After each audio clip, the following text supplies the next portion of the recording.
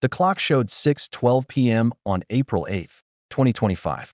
In a small room in Florida, a man took his last breath. His name was Michael Tanzi. He was 58 years old. For 25 years, he had been waiting for this moment. But to understand why he was there, we need to go back to a warm spring evening that changed everything. April 25th, 2000. Miami, Florida.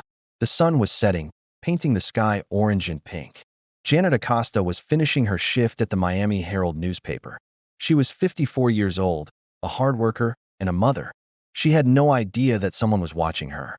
If you want to know what happens next, hit that subscribe button and drop a comment below telling us what you think happened. Your support keeps these stories coming. Janet walked to her car in the parking lot. It was a normal Tuesday evening. She probably thought about dinner, about getting home, about the small, ordinary things we all think about. But she never made it home that night. The next morning, police found her car. It was abandoned in a different area. Something was terribly wrong. Janet was missing. Her family called everyone they knew. They put up posters. They prayed. They hoped. But hope was running out fast. Then, 3 days later, a discovery that made everyone's blood run cold. In a wooded area in South Florida, someone found a body. It was Janet. She had been strangled. Her life had been stolen in the most brutal way. The police had a mystery on their hands. Who would want to hurt Janet? She was just a regular person, working a regular job. She didn't have enemies. She wasn't involved in anything dangerous. So why her? Detectives started looking at everything. They talked to her coworkers. They checked security cameras. They followed every tiny clue. And then, something interesting happened. They found evidence in Janet's car. DNA evidence. The kind of evidence that doesn't lie. They ran it through their databases. And they got a hit. The DNA belonged to a man named Michael Tanzi. But here's where things get strange. Michael Tanzi wasn't from Florida. He was from Massachusetts, over 1,000 miles away. What was his DNA doing in Janet's car? Police started digging into Michael's background. What they found shocked them. Just 1 year earlier, in 1999, another woman had been murdered in Massachusetts. Her name was Caroline Holder. She was only 26 years old. And Michael Tanzi was the main suspect in her death, too. Caroline had been found in her apartment. Like Janet, she had been strangled. The similarities were impossible to ignore. 2 women, 2 states, same method, same suspect. But Michael had disappeared after Caroline's murder. He had run. He had hidden. And somehow, he had ended up in Florida, where he crossed paths with Janet Acosta. When police finally tracked Michael down and arrested him, he didn't say much at first. He was quiet. Calm, even. Too calm for someone accused of 2 murders. Detectives wondered, who was this man? What made him do these terrible things? As they investigated deeper, they started uncovering Michael's past. And what they found was disturbing. Michael hadn't had an easy childhood. In fact, his childhood was filled with darkness. He had been abused, hurt, neglected. His early years were marked by pain that most people couldn't imagine. Some people who knew him said he was always troubled, always angry. He had a temper that could explode without warning. He had been in trouble with the law before, small things at first, but they were signs of something bigger brewing inside him. But does a hard childhood excuse what he did? Does pain give someone the right to cause pain? These were questions that would echo through courtrooms for years to come. The trial for Janet's murder began. Prosecutors laid out their case piece by piece. They showed the DNA evidence. They showed how Michael's movements matched the timeline. They brought in experts who explained how the evidence couldn't be explained away. Michael's lawyers tried to defend him. They talked about his troubled past. They talked about mental health. They asked the jury to consider everything, not just the crime itself. But the evidence was strong, very strong. The jury listened to weeks of testimony. They saw photos they wished they could unsee. They heard stories that kept them up at night. And then, they went into a room to decide Michael's fate. When they came back, their faces were serious. The verdict, guilty of first-degree murder. But the decision-making wasn't over. Now they had to decide something even bigger. Should Michael Tanzi live or die? In Florida, murder can carry the death penalty. The same jury that found him guilty now had to decide if he should be executed. They thought about Janet's family. They thought about Caroline's family up in Massachusetts. They thought about justice and punishment and whether taking a life for taking a life made sense. Their decision, death. Michael Tanzi was sentenced to death by lethal injection. He would be sent to death row, where he would wait, and wait, and wait. 25 years is a long time. That's how long Michael sat in a cell, knowing that one day, the state would end his life. Appeals were filed. Lawyers argued. Some people said the death penalty was wrong. Others said justice demanded it. Human activists protested outside the prison. They held signs. They sang songs. They believed that killing Michael wouldn't bring Janet back, that it wouldn't heal anyone's pain. But Janet's family had a different view. They had waited 25 years for justice. They had lived with a hole in their lives that could never be filled. They wanted closure, even if closure came in the darkest form. As April 8, 2025 approached, everyone knew what was coming. The days before an execution are strange. Time moves differently when you know exactly when it will end. For Michael Tanzi, the calendar pages were running out. April 8th was circled in red on calendars across Florida, but for very different reasons. Inside the prison, Michael had a routine. Wake up, eat, read, sleep, repeat. For 25 years, this had been his life. The walls were the same. The bars were the same. Only he had changed, growing older, grayer, quieter. But outside those walls, the world had kept spinning. Technology had advanced. Presidents had changed. Children had grown up. Janet's family had aged without her. And Caroline's family in Massachusetts still remembered the young woman whose life was stolen in 1999. As the execution date got closer, Michael was moved to a special cell. This is where death row inmates spend their final days. It's closer to the execution chamber, closer to the end. He was allowed to make a list, a strange kind of shopping list. His last meal. What do you eat when you know it's your final food? Michael requested something simple. We don't know exactly what, but most prisoners choose comfort foods. Things that remind them of better times. Of childhood, maybe. Of moments before everything went wrong. He was also allowed visitors. His lawyer came. A priest came. These final conversations are private, protected. What did they talk about? Did Michael express remorse? Did he finally admit what he had done? Or did he maintain some version of his story until the very end?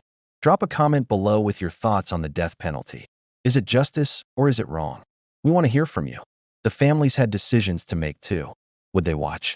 In executions, victims' families are allowed to witness. To see the person who hurt them take their last breath. Some people need this. Others can't bear it. For Janet's family, this had been a quarter-century wait. Imagine that. 25 years of birthdays without her.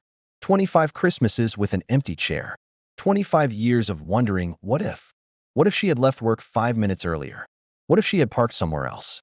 What if? The protesters gathered outside the prison days before the execution. They set up camp. Some were against the death penalty on principle. They believed that all life is sacred, even the life of someone who took another life.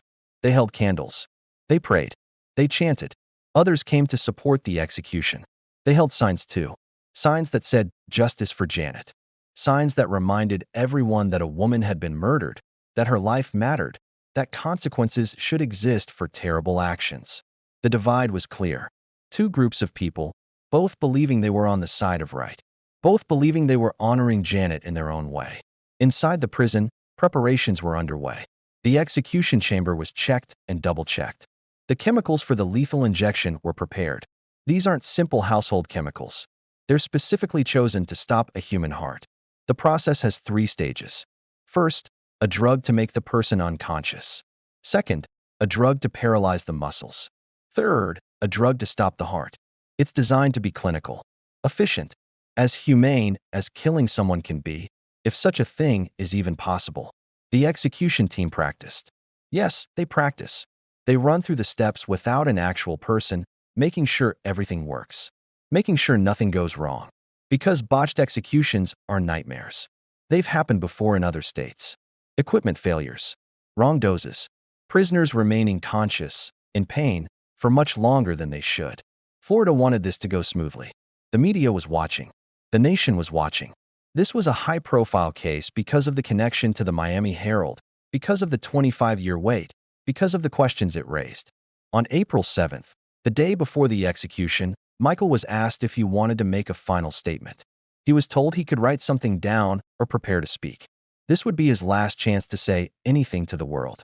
What would you say if you were in his position? Would you apologize? Would you claim innocence? Would you explain yourself? Would you stay silent? The prison chaplain spent extra time with Michael that day. Religious figures often play a big role in these final hours. They offer spiritual comfort, a listening ear, a reminder that some people believe in forgiveness even when the law doesn't. Michael's lawyers made one last attempt. They filed emergency appeals. They asked courts to stop the execution. They argued that mistakes had been made, that new evidence should be considered, that the process was flawed. This is standard. Almost every death row inmate's lawyers try everything possible at the end. But court after court said no. The appeals were denied. The execution would proceed as scheduled. Night fell on April 7th, Michael's last night alive. Did he sleep? Most prisoners don't on their final night. How could you? Knowing that when the sun rises, you'll see your last sunrise. That you'll breathe your last air as a free man. Even if that freedom is just the freedom of being alive. Morning came. April 8th, 2025. The day everyone had been waiting for, dreading, anticipating. It was a Tuesday, just like the Tuesday when Janet died 25 years ago. Was that a coincidence? Or did someone plan it that way? Michael ate his last meal. We can imagine him chewing slowly, making it last. Every bite one less bite left in a lifetime. The witnesses began arriving at the prison. There are always witnesses. Representatives from the state, members of the media, and the families. Janet's loved ones who had aged 25 years waiting for this moment. Did they feel relieved? Angry? Sad? Probably all of those things at once. The prison staff came to Michael's cell. It was time. They would walk him down a hallway to a room he'd never walk out of. The walk from the cell to the execution chamber isn't long. Maybe 50 feet. Maybe less. But for Michael Tanzi, those were the longest 50 feet of his life. Each step brought him closer to the end. Prison guards walked beside him. Not roughly, but firmly. They had done this before. This was their job. But it never gets easy. Even the toughest guards feel something when they're walking someone to their death. Michael's hands were cuffed. His feet were shackled. He shuffled forward, the chains making soft clinking sounds against the floor. The hallway was quiet except for those chains and the footsteps. No one spoke. They reached a door. Behind it was the execution chamber, a small room with a table in the center. Not a normal table. A gurney. A bed with straps. This is where Michael would lie down for the last time. He was led inside. The room was cold. Clinical. The walls were plain. There were windows, but they had curtains. Behind those curtains, in separate rooms, sat the witnesses. They couldn't see Michael yet, but soon they would. The guards helped Michael onto the gurney. They strapped down his arms, his legs, his chest. The straps were tight. He couldn't move now even if he wanted to. He could only look up at the ceiling and wait. A medical team entered. They weren't doctors exactly. Real doctors take an oath to do no harm, and most refused to participate in executions. But these were medical professionals of some kind. They knew how to find veins, how to insert 4 lines.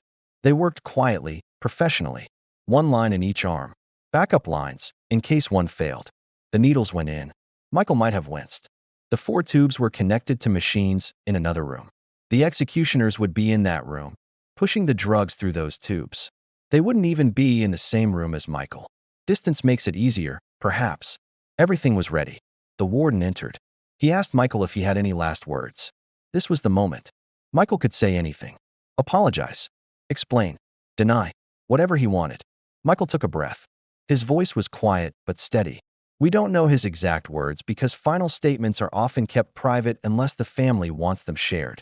But reports say he expressed remorse. He acknowledged the pain he caused. Whether it was genuine or just what people wanted to hear, we'll never know for certain. The curtains opened. Now the witnesses could see him. Janet's family members looked at the man who had killed their loved one. What did they feel seeing him strapped down, helpless, about to die? Relief? Satisfaction? Sadness? Maybe all of it mixed together in a way that's impossible to untangle. The protesters outside didn't know the curtains had opened.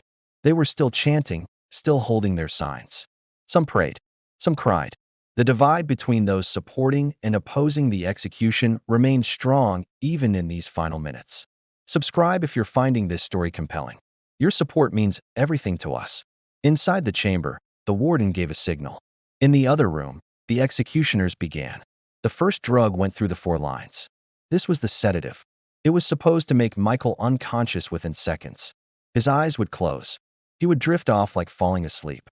But executions don't always go as planned. Sometimes prisoners remain conscious longer than expected. Sometimes they struggle. Sometimes they speak. The witnesses watched carefully, looking for any sign of consciousness, any sign of pain. Michael's eyes closed. His breathing slowed. The first drug appeared to be working. 2 minutes passed. Then the second drug was administered. This one paralyzed his muscles. His chest stopped moving. He couldn't breathe now even if he wanted to. But theoretically, he couldn't feel it because he was unconscious. Theoretically, the third drug went in. Potassium chloride. It stops the heart. It's the same drug used to euthanize animals. Within moments, Michael's heart stopped beating. The monitors showed a flat line. A doctor was called in to check. No pulse. No heartbeat. No breathing. The doctor looked at the clock. 6:12 p.m. Time of death. April 8th, 2025. Michael Tanzi was gone. After 58 years of life and 25 years on death row, his story had ended. But the bigger story was far from over. The witnesses were escorted out. Some were crying. Others were silent, processing what they had just seen. Watching someone die, even someone who committed terrible crimes, is not easy. It changes you. Outside, news spread quickly. The protesters learned that the execution had been carried out. Some fell to their knees, devastated. Others packed up their signs and left quietly. The supporters of the execution nodded solemnly. Justice had been served, they believed. Janet's family released a statement. They thanked the justice system. They said this didn't bring Janet back, but it brought a chapter to a close.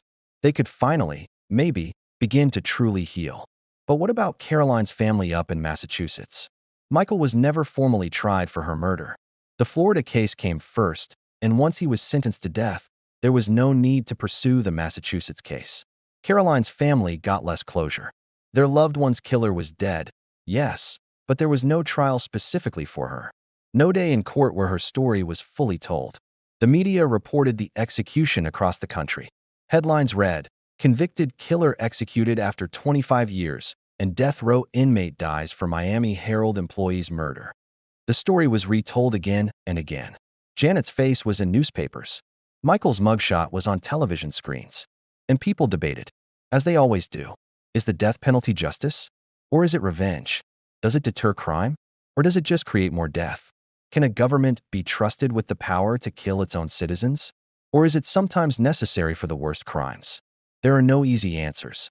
Both sides have compelling arguments. Both sides believe they're right. What we know for certain is this: Janet Acosta is still gone. Caroline Holder is still gone. And now Michael Tanzi is gone too. 3 lives ended. Families forever changed. Communities shaken. The execution chamber was cleaned. The gurney was disinfected. The room was prepared for the next time, because there will be a next time. Death row still has inmates. Florida still carries out executions. After the execution, the prison returned to its normal rhythm. Guards changed shifts. Inmates ate dinner. Life went on, as it always does. But for some people, April 8th, 2025 would be frozen in time forever.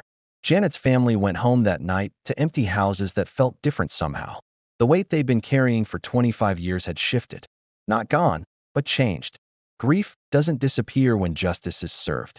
It just transforms into something else. Something quieter, maybe, but still there. They talked among themselves, sharing memories of Janet that had nothing to do with how she died. Janet laughing at a joke. Janet cooking Sunday dinner. Janet humming while she worked.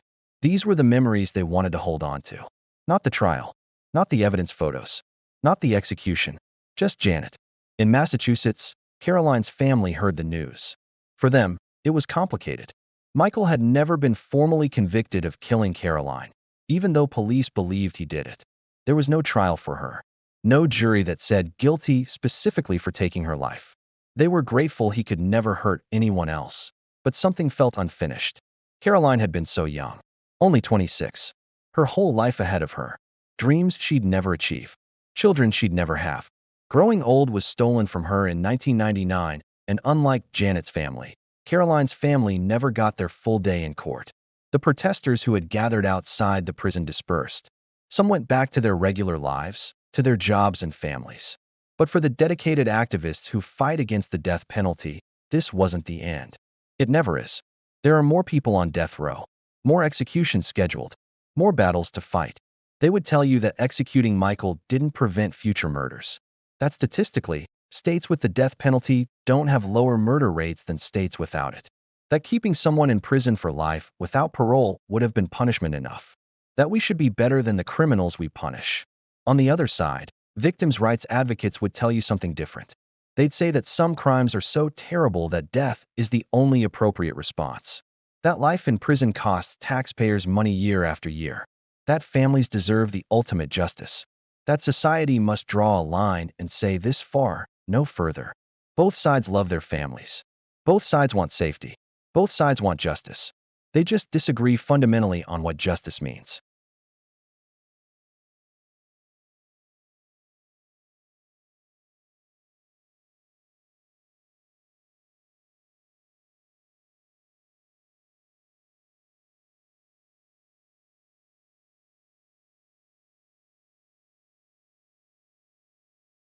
The case files were closed.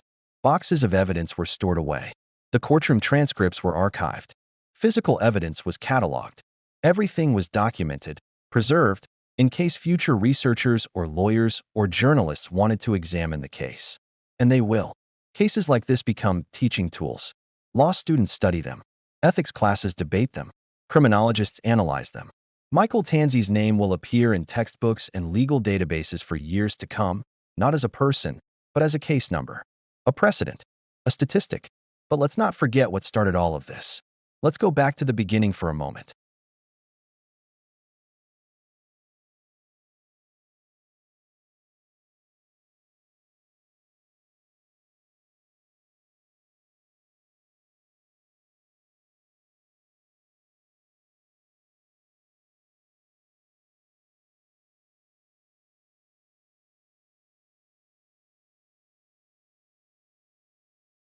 Michael's troubled childhood doesn't erase that. His abuse doesn't undo Janet's murder. Understanding why someone becomes violent is important for preventing future violence, yes. But understanding isn't the same as excusing. Thousands of people experience childhood trauma. Millions, even. Most of them don't become killers. They break the cycle. They get help. They choose differently. Michael had choices too, and he made terrible ones. The psychological reports from his trial painted a picture of a deeply damaged person. Someone whose early experiences warped his thinking, his emotions, his ability to connect with others. Someone who saw violence as normal because violence was all he knew growing up. But again, that doesn't change what happened to Janet. Or to Caroline. Two women who had their own traumas, their own struggles, their own stories. They deserve to live those stories to the end. In the weeks after the execution, local news moved on to other stories. The world kept turning. But for a small group of people, time stayed still. Grief has its own timeline, and it doesn't care about news cycles. Janet's co-workers at the Miami Herald, those who were still around 25 years later, remembered her quietly. Some placed flowers at her old desk area. Some shared stories during lunch breaks. Some just felt a sense of closure they didn't know they needed. The detectives who worked the case, now retired or close to it, heard about the execution and felt a complex mixture of emotions. Pride that they solved it. Sadness that it took so long. Relief that it was finally over. And maybe a small, quiet thought about all the other cases that never got solved. Because for every Janet, for every Caroline, there are victims whose killers were never caught. Families who never got answers. Cases that went cold and stayed cold. At least Janet's family got their answers, even if those answers came at a terrible cost. The death penalty debate will continue long after this case is forgotten by most people. States will abolish it, then bring it back. Courts will rule it constitutional, then add restrictions. Public opinion will shift one way, then shift back. What won't change is that violence creates ripples. Michael's actions in 2000 rippled forward 25 years, touching hundreds of lives. Police officers, lawyers, judges, jurors, prison guards, protesters, journalists, and of course, families. Janet's nieces and nephews grew up knowing their aunt was murdered. That shaped them. Michael's actions reached into their childhoods and changed them in ways big and small. That's what violence does. It spreads like a stain, touching people who weren't even born when the original crime happened. Now it's over. Michael Tanzi is gone. His chapter is closed. But the bigger questions remain open. How do we stop people like Michael before they hurt someone? How do we help traumatized children before they become dangerous adults? How do we balance punishment with rehabilitation? How do we honor victims while still maintaining our humanity? These questions don't have simple answers. Maybe they don't have answers at all. Maybe we just keep asking them, keep struggling with them, keep trying to do better. What we can do is remember. Remember Janet Acosta, who just wanted to go home after work that Tuesday evening. Remember Caroline Holder, whose young life was cut short. Remember that behind every crime statistic is a real person with a real family and real dreams. And maybe, just maybe, we can work toward a world where fewer people end up on gurneys in execution chambers, and fewer families spend 25 years waiting for closure that never quite comes. The sun set on April 8th, 2025. The prison grew quiet. And somewhere, perhaps, Janet and Caroline finally rested in peace.